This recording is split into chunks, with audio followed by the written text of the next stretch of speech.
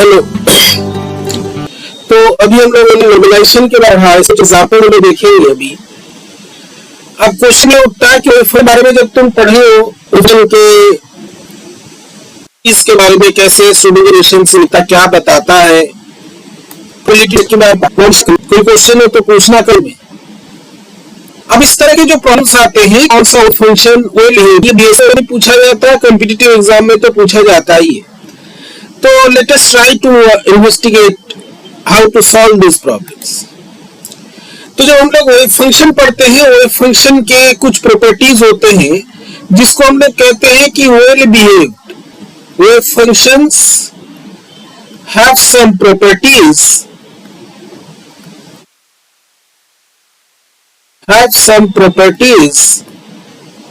then they are called well behaved। इनको तब well behaved कहते हैं, well behaved wave function।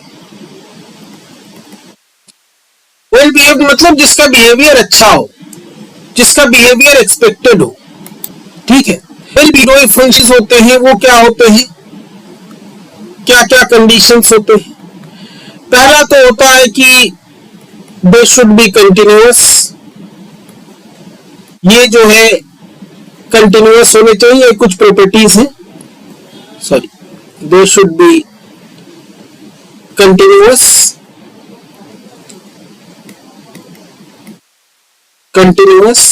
हम लोग एक एक करके देखेंगे। स्पेस डेरिवेटिव्स जो है, space derivatives del psi by del x या del y del z कुछ भी should be continuous,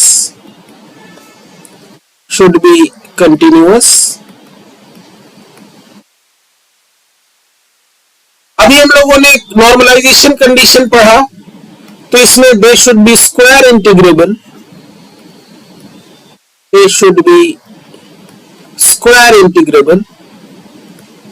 इसी पर अभी हम लोग चर्चा करेंगे प्रॉब्लम्स के माध्यम में। नेक्स्ट होता है कि साई जो है it should tend to 0 as x tends to infinity. ये होना चाहिए। ये कुछ प्रॉपर्टीज है वेल बिहेव्ड फंक्शन के। ये प्रॉपर्टीज अगर होंगे तभी जो है वो फिजिकल सिचुएशन को डिस्क्राइब कर पाएगा, अदरवाइज नहीं कर पाएगा। ठीक है, ये प्रॉपर्टीज होंगे तभी कुछ काम आएगा। अब यहां पे जो तुम्हारा सवाल है कि इसमें पूछा गया है, let me paste the picture, कि इस तरह का कई बार सवाल हमने देखा है, पूछा जाता है कि इसमें से कौन सा वेल बिहेव्ड है। तो तुम उसको कैसे सॉल्व करोगे। मान लो 4 ऑप्शन दे दिए गए और ये एग्जाम का ही पूछा गया क्वेश्चन है। कौन सा एग्जाम का है मुझे पता नहीं, एग्जैक्टली नहीं मालूम। This is a question that is from some foreign university.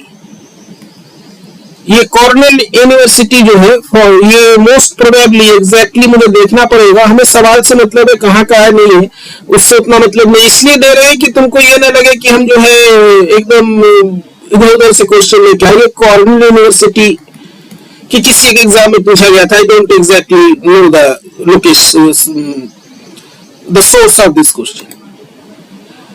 तो यहाँ पे पूछा जा रहा है कि कौन सा वेव फंक्शन भी पूछा जा सकता है। नेट, जेस्ट, जैम, जेली, कोई भी एग्जाम में ये फंक्शन क्या होता है पता होना चाहिए। अगर हम पहले वाले वेव फंक्शन की बात करें तो ये एक्सपोनेंशियल जैसा दिखता है और ये जो इन्फिनिटी की ओर जा रहा है। अब यहाँ पे देखो, बहुत इंपॉर्टेंट, अगर हम इस ए वाले ऑप्शन की बात करें, हम यहाँ पे रफली इसको ड्रॉ करते हैं एक एक करके। इसकी बात करें जो कि ऑप्शन ए है, इसमें अगर तुमसे मान लो ये पूछा गया कि ये वेव फंक्शन वेल बिहेव्ड है तो क्यों है, नहीं है तो क्यों नहीं है। इस वेव फंक्शन की बात क्या है, ये ऐसे बढ़ता चला जा रहा है। अभी हम लोगों ने नॉर्मलाइजेशन और सबसे पहला जो पॉइंट है नॉर्मलाइजेशन का, वो उसको ये वायलेट कर रहा है। हम लोगों ने नॉर्मलाइजेशन में पढ़ा कि साई स्टार साई का अगर हम इंटीग्रल करें उस स्पेस में, जो प्रॉपर हमारा नॉर्मलाइजेशन कंडीशन होता है कि ओवरऑल स्पेस में नॉर्मलाइजेशन, उस समय हमने एक पर्टिकुलर रीजन लिया था -∞ to +∞। This is the proper normalization condition. Psi dx is equal to 1, ये इस कंडीशन को वायोलेट कर रहा है. This is violating the condition. Psi star psi x equal to 1 होने का मतलब क्या है कि ये जो है दिस शुड बी, ये इक्वल टू 1 होना चाहिए, माने पार्टिकल कहीं होना चाहिए. लेकिन ये जो है this is not following such condition. ये वाला जो वेव फंक्शन है it is not following that condition. A is, हम फिर से यहां पे फिगर दे देते हैं. ए जो है is not following the normalization condition. Normalization condition ये इसको फॉलो नहीं कर रहा है. So it is not well behaved. ये वेल बिहेव्ड नहीं है. Not well behaved. Not well behaved. एक एक करके देखते हैं. कुछ ऑप्शंस हम तुम्हारे लिए भी छोड़ सकते हैं, तुम अपने करके बताना हमको. ठीक है.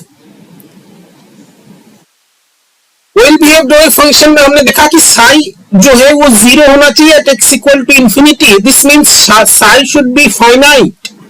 साई शुड बी फाइनाइट, जो कि यहां पे नहीं है. This is not here. ये फाइनाइट नहीं है. So this is not a well behaved wave function. अब अगर हम b की बात करें,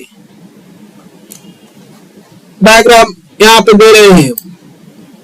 अगर हम इस b की बात करें, इसमें क्या है, ये वेल बिहेव्ड है कि नहीं. साई का एक और प्रॉपर्टी होता है जो उसी में आता है, हम इसको अलग अलग लैंग्वेज में बता रहे हैं. Sai should B single valued. Well behaved wave function, well behaved wave function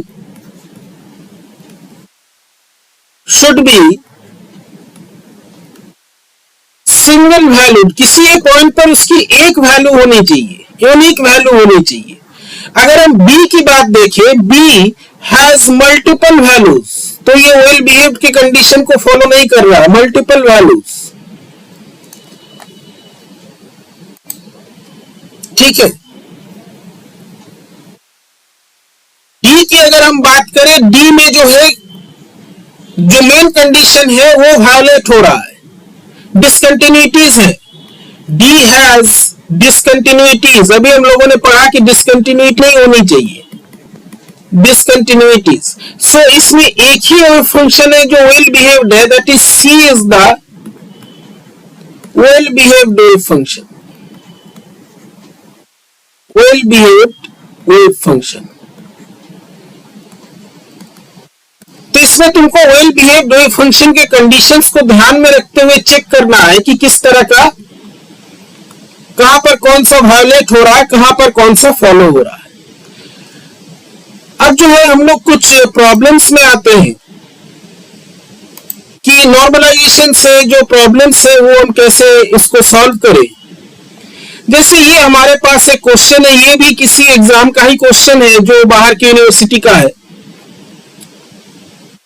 हम लोग इसको देखते हैं. तो इसमें पूछा ये गया है the wave function for a quantum particle जिसका मास m है और वो एक रीजन में चल रहा है 0 to l, और इसका जो वेव फंक्शन है n sin 4 pi x by l. तो नॉर्मलाइजेशन फैक्टर n है. तो हमको जो है यहां पर पूछा गया है find n. Find n. n find करने के लिए हमको ध्यान क्या रखना है कि जहां तक ये वेव फंक्शन है यहां पर n स्क्वायर, अगर हम वेव फंक्शन का स्क्वायर करें, क्योंकि ये रियली है 4 pi x by l dx should be equal to 1. This is the condition. तो n स्क्वायर ये बाहर आ जाएगा and your 0 to l sin square 4 pi x by l dx should be equal to 1. अब तुमको इस integral को जो है इवैल्यूएट करना है. अब तुम लोग बीएससी के हो, आई थिंक ये इंटीग्रल इवैल्यूएट कर पाओगे. अगर नहीं कर पाओगे तो हम जो है तुमको हिंट दे दे. इसमें हमको कुछ सब्स्टिट्यूशंस करने होंगे. क्या सब्स्टिट्यूशन करना होगा हमको?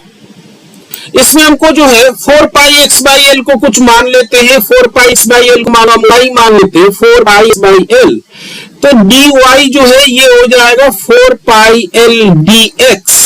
तो dx जो है ये हमारा हो जाएगा l dy by 4 pi.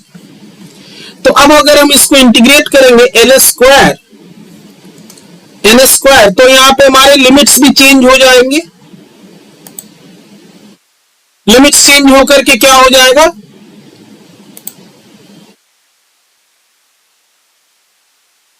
dy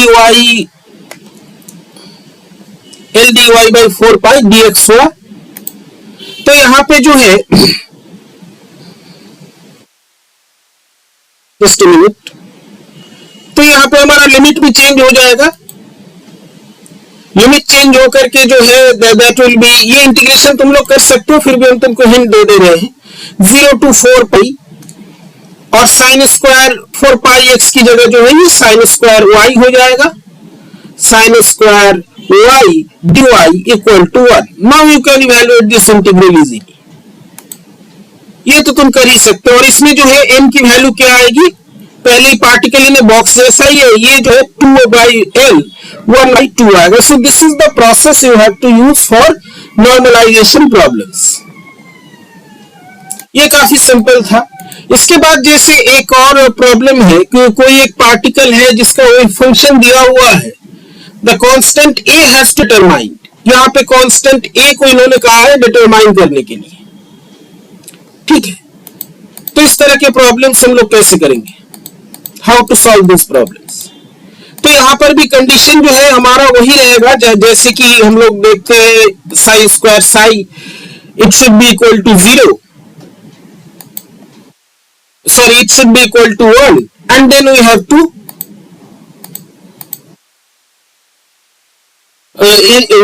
evaluate the constant। तो यहाँ पे जो हमारा फंक्शन है ये शायद यहाँ पर ठीक से आया नहीं, आ गया है a e to the power i omega t e to the power minus x square by A square. तो यहाँ पर हमको बस अपना जो है कंडीशन लगाना है। कंडीशन क्या है कि कंडीशन है psi star psi dx it should be equal to 1। This is the normalization condition. अब यहाँ पे बाउंड्रीज नहीं दिए हुए, अब क्या करोगे इसमें, बोलोगे इसमें बाउंड्री तो दिया नहीं है, कहां से करें, हमेशा बाउंड्री नहीं रहेगा। नॉर्मलाइजेशन का कंडीशन होता है overall space.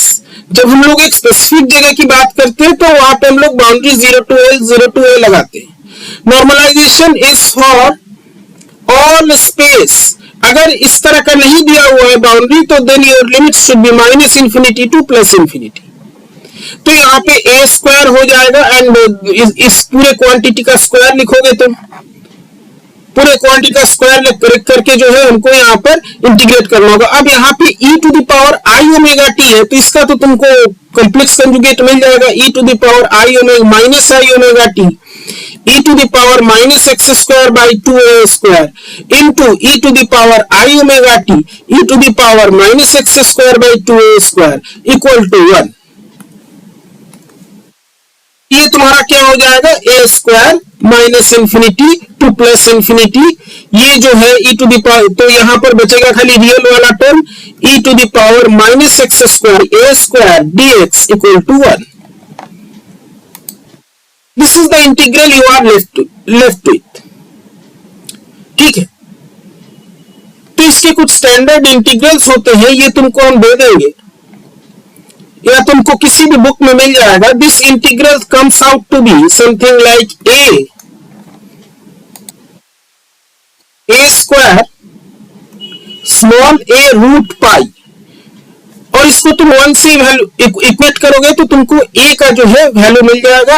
It will be root under a pi to the power 1 by a will be, इसको जब तुम इक्वल टू 1 करोगे तो a will be 1 by a to the power 1 by 2 pi to the power 1 by 4। So this is how you evaluate the constant self harmonic. इस प्रकार से हम लोग जो है इसको कैलकुलेट करते हैं। अब एक और क्वेश्चन पे आते हैं जो कि वेव फंक्शन से रिलेटेड है।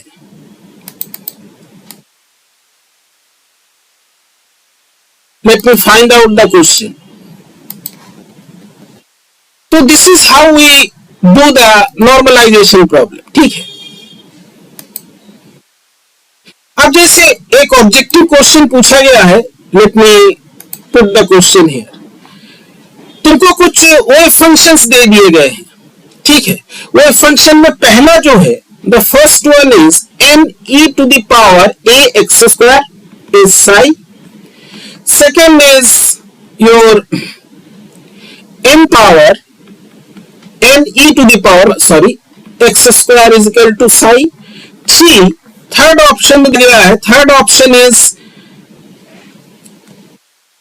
n e to the power minus ax square divided by 3 minus x is psi, and fourth is n e to the power minus ax, e to the power minus ax. अब इसमें पूछा ये गया है, पूरा question नहीं लिख रहे हैं, कि रीजंस के साथ आपको बताना है कि सेटिस्फैक्टरी वो फंक्शन कौन सा है, which one is satisfactory. तो लेट अस सी। तो जैसे ही इस तरह का क्वेश्चन है, तुमको ध्यान ये रखना है कि what is the condition for well behaved wave functions.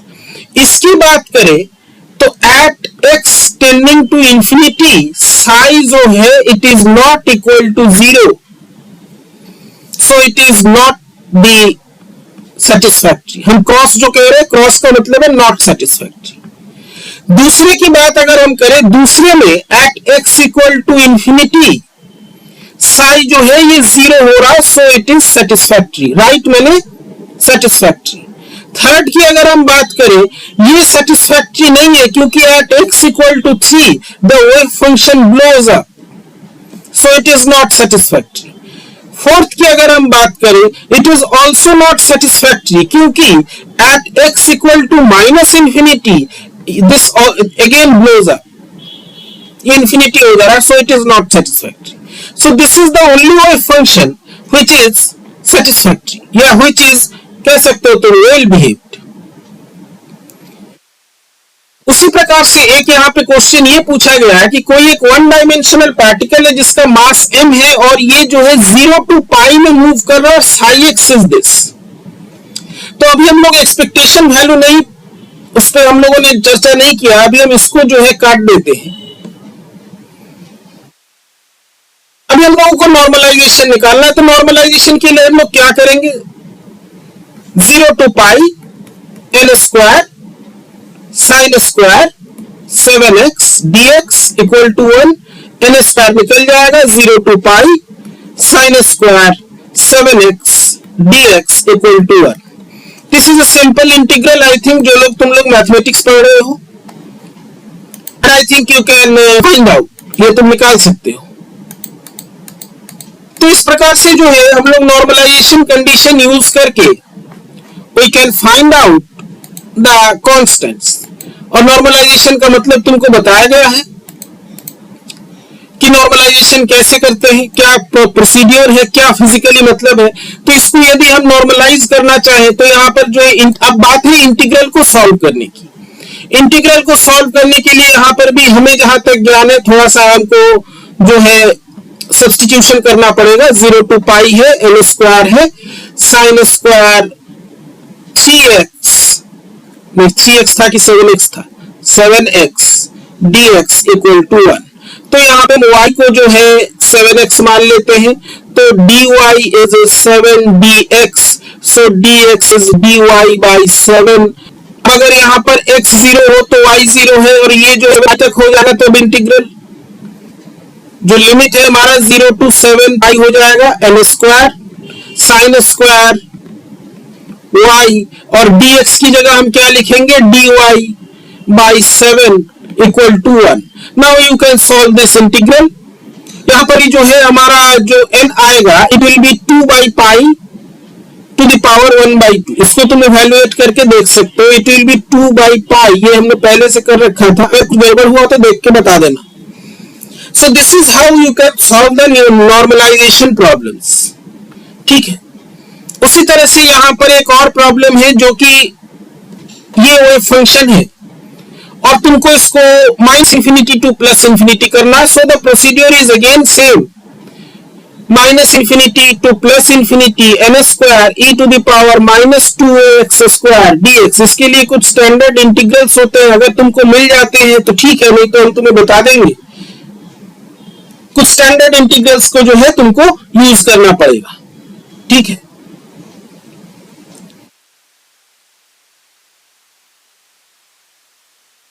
This is how you can solve the problems.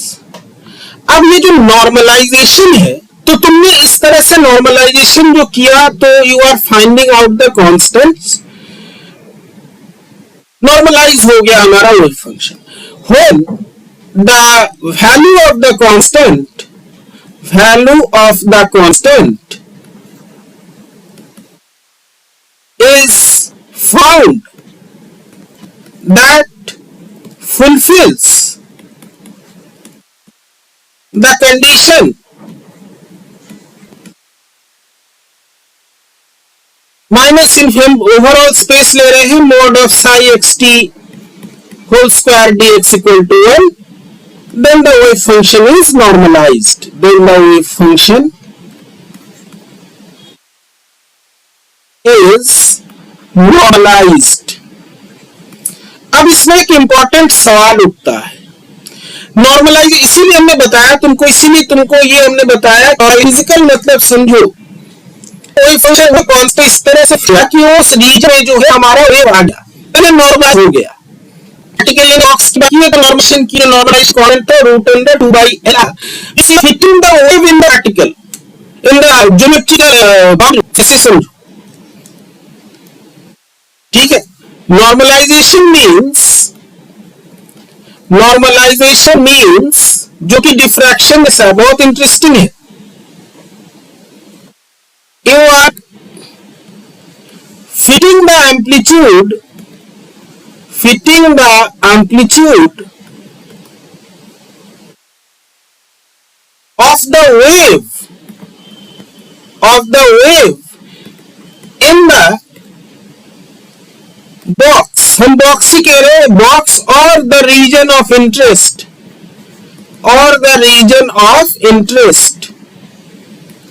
Particle in box है, 0 to l है, हमारा जो वेव फंक्शन आया उसका कांस्टेंट है root under 2/l। This means you are fitting it here, जो wave है तुम इस वेव को इसके अंदर फिट कर रहे हो। इसी फिटिंग के लिए जो प्रोसेस करते हैं, जो एम्पलीट्यूड को सेट करते हैं, इसको हम लोग कहते हैं नॉर्मलाइजेशन। अब सवाल ये है कि एक बार यदि हम किसी वेव फंक्शन को नॉर्मलाइज कर दे, क्योंकि साई एक्स टी है, टाइम एक बहुत बड़ा फैक्टर है, let's see to this. This is a very important question. If a wave function is normalized once,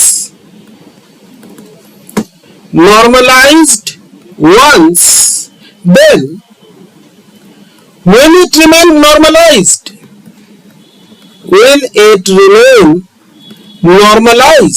ये हमेशा नॉर्मलाइज्ड रहेगा क्या? तुम्हें क्या लगता है? या हम ये पूछना चाह रहे हैं कि अगर हम d/dt टाइम के साथ इस क्वांटिटी को डिफरेंशिएट करें, व्हाट विल इट बी? अब कहोगे भाई ये तो इक्वल टू 1 होता है, तो कहां से d/dt 1 करेंगे तो 0 ही आएगा। ऐसा नहीं है, यहीं पे गड़बड़ी होती है, यहीं पे जो है कंसेप्चुअल तुम लोग गड़बड़ करते हो कि d/dx का मतलब हो गया क्या? बराबर 1, दैट इज नॉर्मलाइजेशन। तुमको मैं पहले ही लेक्चर में बताया, 1 is not 1, there is diversity in unity. क्या समय के साथ ये 1 बिखर के अपने कंपोनेंट में टूट जाएगा? Is it so?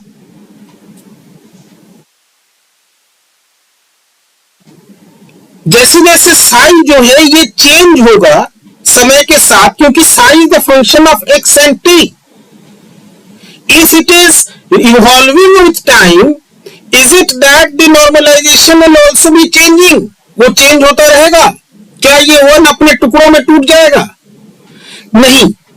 Schrodinger equation की खास बात यह है कि नॉर्मलाइजेशन को जो है ये प्रिजर्व करता है। प्रिजर्व करने का मतलब ये है, ध्यान से समझो, हम फिजिकली भी मतलब है कि जो फंक्शन एक बार हमने नॉर्मलाइज किया, it will remain normalized time evolves. अगर ऐसा नहीं हो तो क्या होगा? तो स्टैटिस्टिकल इंटरप्रिटेशन फेल कर जाएगा। Schrodinger equation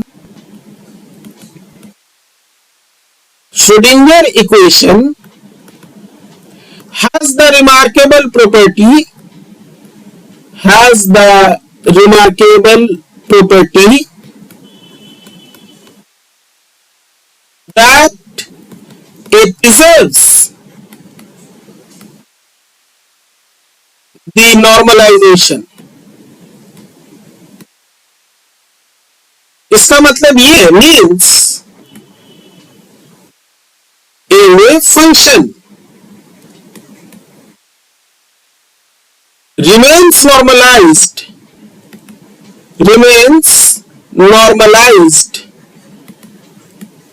as time evolves। तुम ये एक बार में कह दे सकते हो कि भाई integral minus infinity plus infinity mod of psi square dx जो है 1 होता है, d अपॉन dt 1 0 होगा। लेकिन you have to explain it in a physical way, logical way, खाली मैथमेटिक्स से नहीं होता है। मेरे कहने का सेंस ये है कि अगर हम d upon dt minus infinity to plus infinity Sai xt square dx लिखते हैं, अब ये जो है Sai it is a function of x and t, दोनों का फंक्शन है, ये ध्यान दो। हम यहाँ पे टाइम डेरिवेटिव की बात कर रहे हैं, मैंने हम इसको लिखना चाह रहे हैं minus infinity to plus infinity partial derivative of psi xt square dx। Time के साथ इसका वेरिएशन क्या है? ठीक है, पार्शियल डेरिवेटिव की बात कर रहे हैं।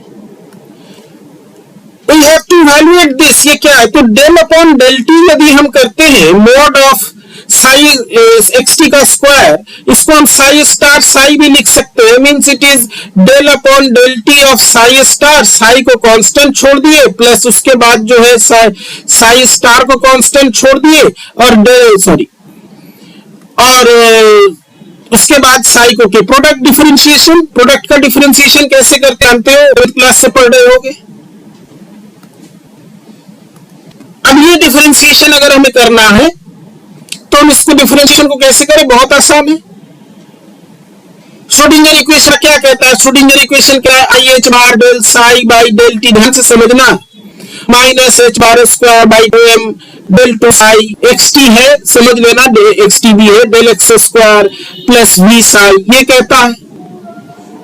तो del psi by del t कितना हो गया? हमको del psi by del t पिछले बार इसमें चाहिए हमको, we want del psi by del t, complex conjugate भी निकल आएगा, तो इट इज क्या हो जाएगा? ये माइनस एच, नीचे आ जाएगा ये i h bar, sorry i h bar नहीं होगा, एच बार तो कट जाएगा। हम सिंपल तरीके से लिख रहे हैं, अभी हम प्लस माइनस कुछ नहीं किए, 2m del 2 psi del x square plus v by i h bar psi, ये हो गया del psi by del t. उसी तरह से del psi star by del t क्या हो जाएगा? Del psi star by del t मैंने कॉम्प्लेक्स कंजुगेट लेने पर ये प्लस हो जाएगा, i by 2m del 2 psi del x square minus v, हम नीचे अभी आई रख रहे हैं, हम जितना सिंपल तरीके से हो सकता है उस सिंपल तरीके से लिखेंगे, ज्यादा मैथमेटिकल जो ट्रिक हमने करने जाएगा गड़बड़ हो जाएगा। श्रोडिंगर इक्वेशन से ये ले लिया, स्टार निकाल लिया, ये भी निकाल लिया। अब टी जो तुमने लिखा था del upon del t partial derivative psi star, में दोनों वैल्यूज रख दो, साई को कांस्टेंट रखा था साई स्टार बाई टी, उसके बाद साई स्टार को कांस्टेंट रखा था डेल साई डेल टी। यहां पर कौन से वैल्यूज रखोगे? यहां पर ये वाले वैल्यूज रखोगे, ये दोनों, एंड यू विल फाइंड क्या इससे ये कैलकुलेशन तुम इतना कर सकते हो इस कैलकुलेशन को तुम माइनस इन्फिनिटी से प्लस इन्फिनिटी इंटीग्रल जो हम लोग करते हैं उसमें हम देखेंगे हम लोग कि D upon D T minus infinity two plus infinity Sai x T Sai square D x is 0। तो एक बार जो नॉर्मलाइज्ड हो गया तो अब तुम्हारा लॉजिक ये होगा, हम जानते हैं क्या लॉजिक होगा। जैसे हमारे क्वेश्चन जीरो आता है फिजिक्स को समझो तो मैक्स क्लास पता है जो क्लास 10 का ये पता है कि डिफरेंशिएशन ऑफ इज 0। फिर दिस मींस वी वांट ये क्या है इट डिपेंड और पार्टिकल कहीं ना कहीं ये जो पार्टिकल भी this not going to change time आप लेगा तो भी कहीं ना कहीं सॉल्व भी करोगे तो कहीं ना कहीं this is not going to change time. तो ये फिजिक्स वाइज क्या बताता है, फिजिक्स वाइज बता रहा है द कंडीशन प्रॉपरली लिखना हो तो फिजिकल कंडीशन कहें that the particle will be found in some region of space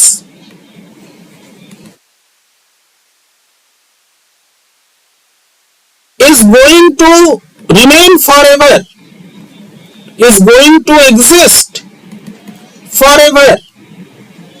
ये कभी खत्म नहीं होगा। ऐसा नहीं है कि आज जो है पार्टिकल 0 टू एक बॉक्स के अंदर पार्टिकल है तो कहीं ना कहीं मिलेगा, आज ये बात सही है 100 साल बाद पार्टिकल नहीं भी मिल सकता है। कुछ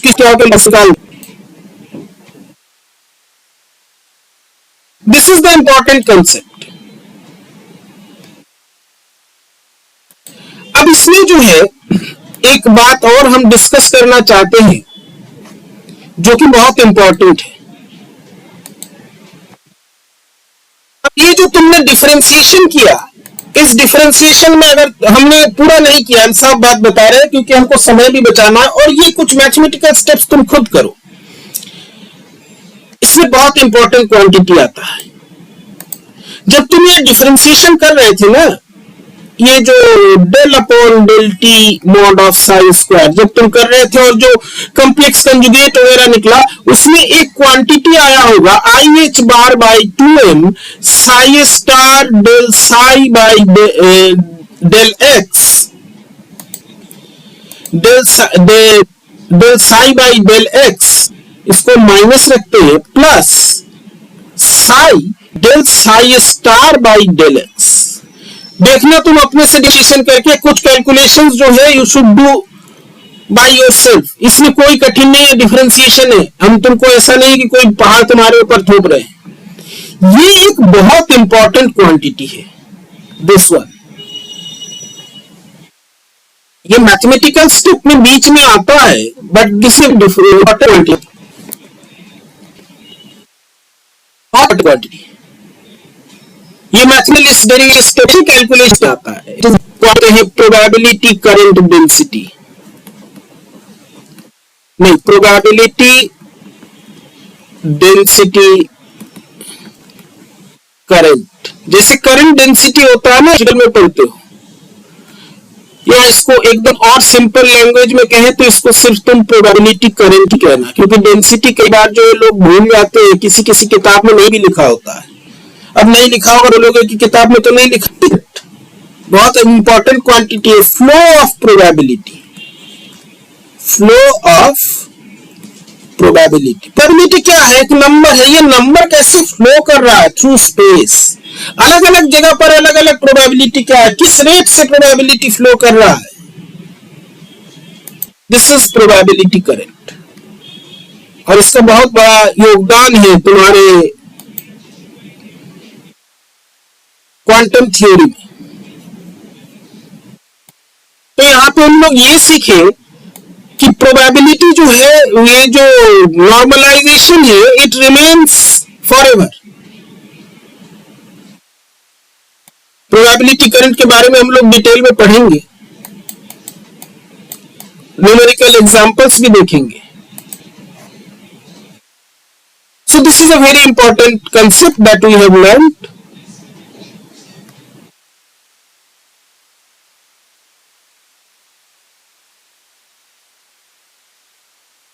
और इस इसके बाद जो है हम लोग फेजेस के बारे में थोड़ा सा पढ़ेंगे, फेजेस के बारे में समझेंगे कि फेज का क्या मतलब है, क्या बताता है फेज ऑफ द फंक्शन।